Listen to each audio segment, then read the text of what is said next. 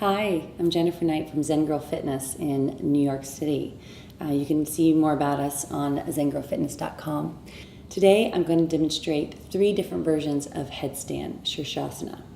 And headstand is one of the most important poses in yoga because it revitalizes your entire body and rejuvenates your mind. So a lot of times if I have a headache or I've been feeling a little depressed or a little tired, I'll do a headstand and it really makes me feel a million times better. So it's not an easy practice. Don't be discouraged by it. And I know it's probably going to look hard, and it is hard, but the wall is a big help. So for the first version, I'm going to do Shirshasana with my back to the wall. So how you set up is you line your fingertips up against the wall. That will tell you how far you need to be from the wall. You're going to interlace your fingers and press your fists down, your hands down onto the mat. The top of your head is placed on the mat. Your elbows are still close together, and your head is in the back of your head is in your hands. You're going to straighten your legs and walk up until you make yourself into a half headstand. And this is a lot of work. Maybe you want to stay here. This is great, actually. This is really, really challenging. So first, you just kind of take just do a little hop, and you don't want to, move your upper body too much, but you just hop and find the wall. Okay, that's the first scary part. Then you walk your feet up the wall, scoop your stomach, drop your shoulders, and you'll see I want to be really tall. I don't want to be smushed into my shoulders or back of my neck or with my butt up against the wall. I want to really find a nice, long position. My spine is long, my neck is long, and my elbows are really close together. So I'll find this, and then as time goes on, I'll try to take one foot off the wall and balance, right? Someday my feet will come together, and I can balance here, okay? Until then, I have the wall. And you just gently come down. Rest in child's pose just for a second, let the blood come back. And then maybe you'll try it again. Maybe you will hold it longer. Just do what feels like you want, what your goals are, what do you want to achieve. Ideally, you will get tired of being against the wall. You'll want to try to move away a little bit more. So the other beginner version is that you come right up against the wall.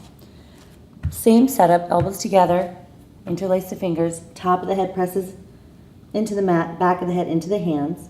Straighten your legs. Now you have your heels here, which helps a little bit. And you can walk up and find, now this is a really different, it's kind of a different angle. So you want to eventually take one leg off and try to find that balance. And eventually I can take my foot off and balance up. And again, you want to stay here as long as possible. And then I know if I start to fall, I always have the wall. Yep, and then you walk down and rest in child's pose. Great. Okay, so now after you've done that, you've been working on your time, you've been getting a little longer in headstand. The goal is to ultimately stay 5 minutes.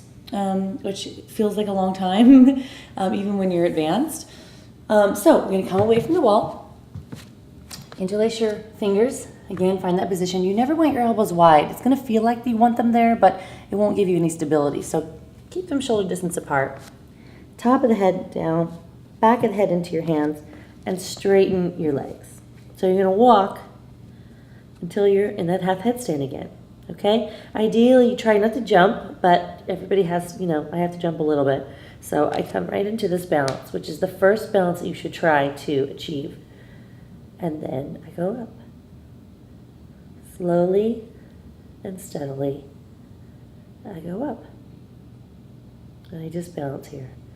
And then eventually you can start to do different variations, straddle.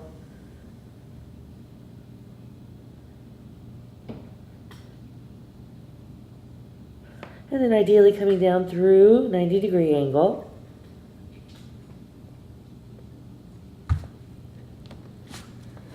And resting in child's pose. So I hope that helps. Practice.